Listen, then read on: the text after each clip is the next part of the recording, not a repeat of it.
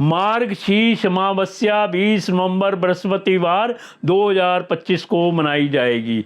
मार्गशीर्ष कृष्ण अमावस्या प्रारंभ 19 नवंबर प्रातःकाल 9:43 से अमावस्या तिथि समाप्त 20 नवंबर 12:16 तक हिंदू पंचांग के अनुसार यह अमावस्या मार्गशीर्ष माह में आती है। इसे अगहन अमावस्या के नाम से भी जाना जाता है। इस दिन पितरों की शांति के लिए तर्पण, स्नान, दान, धर्म आदि कार्य किए जाने का विधान है।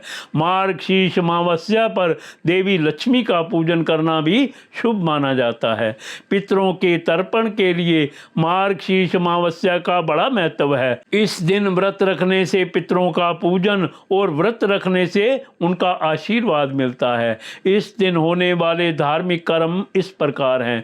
प्रातःकाल किसी पवित्र नदी, तालाब या कुंड में स्नान करें और सूर्य देव को अर्घ्य दें। स्नान के बाद बहते हुए जल में तिल प्रवाहित करें व गायत्री मंत्र का पाठ करें।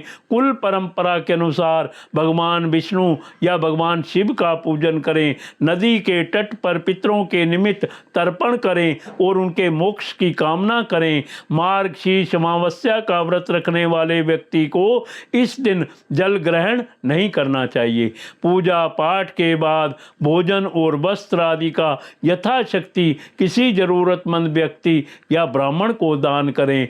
मार्गशीर्ष अमावस्या के दिन पितरों की आत्मा शांति और उनकी कृपा पाने के लिए पूजा पाठ और व्रत रखा जाता है। इसके अलावा इस दिन भगवान सत्यनारायण की पूजा भी की जाती है। पूजा स्थल पर भगवान सत्यनारायण और देवी लक्ष्मी का चित्र रखा जाता है। इसके बाद विधिवत तरीके से पूजा की जाती है और हलवे का भोग लगाया जाता है। भगवान सत्यनारायण की कथा का पाठ करने के बाद पूजा संपन्न होती है और श्रद्धालुओं के बीच प्रसाद भी बांटा जाता है।